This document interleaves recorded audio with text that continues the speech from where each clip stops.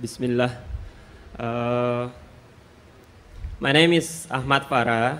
I am a part-time marketing freelancer and entrepreneur. I have two simple questions. One at a time, brother. We allow only one question at a time. Okay. Please ask your first question. Okay, thank you. My question, since I've been involved with interfaith discussions with my non-Muslim friends, I have two difficult questions that I can't answer. So maybe you can help me. Can you please go ahead and ask your first question? So there is one Sahih hadith that says that those who leave Islam can be killed. And doesn't it contradict to the Quranic verse that La ikraha fid din, there's no compulsion in religion? So how do you reconcile that? Thank you. There was asked a question that there is a Sahih hadith which says that those who leave Islam, they should be killed. And the verse of the Quran is referring to Surah Baqarah chapter 2 verse number 256, which says La ikraha fid din, there is no compulsion in religion. So isn't there a contradiction? When Allah says in the Quran there is no compulsion in religion, means you cannot force anyone to accept Islam at the point of the sword. You cannot take a gun and tell him accept Islam. You can't take a sword. So then you cannot force anyone to accept Islam. That is true. So if you force anyone to accept Islam, it is haram. That is another question. That once you accept Islam, you have agreed to follow the rules and regulation of the religion. There's a difference between the two. You cannot force anyone to accept Islam, that's not permitted. But someone who accepts the deen, he is a Muslim, then he leaves the deen, he is going from the right track to the wrong track. This Islam does not permit. And why Islam says that? They don't want a person to go from good to bad. Islam agrees that Islam is Dinul Haq. You cannot force anyone to accept, but once you accept, it is the rule you have to follow. For example, no one can force you to join a school, correct? Yes. Can someone force you? No. But once you join the school, then you have to wear the uniform or not? Yes. You have to respect the teacher or not? Yes. You have to appear for the examination or not? Yes. If you do bad, then you'll fail or not? 100%. Now, why you're failing me?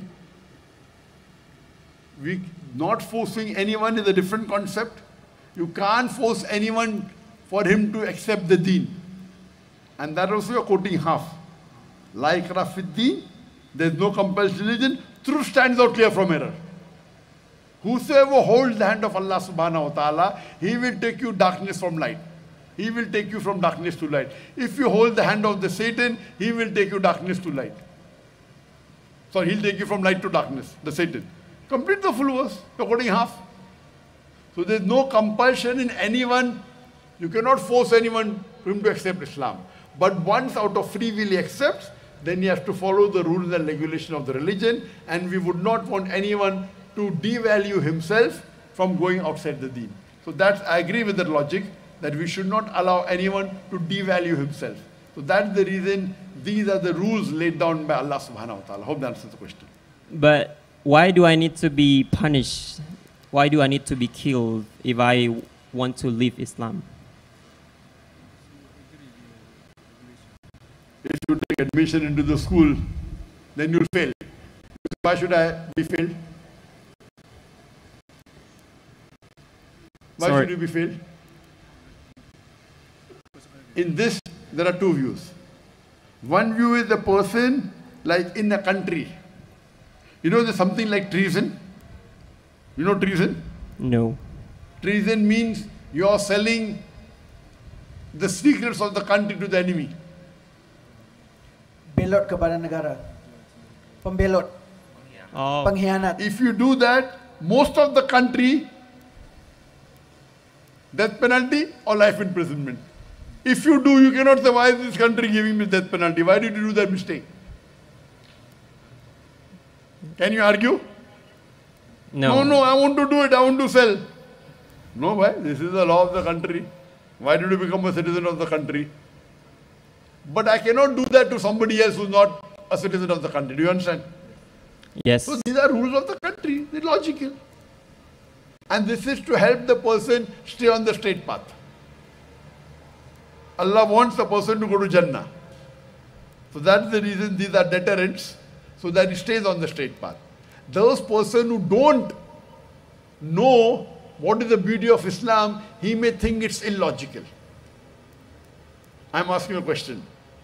Your son wants to jump from the 10-story building. I saw Superman. Will you allow? Will you allow? No. No, but freedom is there. Let your son jump. He say, I'm Superman. Superman jump, he doesn't die. What will you do? Allow him to jump? No. Why? Because you're a very harsh father. Maybe you slap him also, correct? Yeah. Why? Why don't you slap him? Yeah, because I would rather slap him as opposed to Rather than he dies. Yeah. You're also better you die rather than you go to hell. Do you understand? Yeah. Thank you. Otherwise you go to hell. So we don't want Muslim people to go to hell. Yeah. Okay? Hope that answers the question. Thank you. Jazak.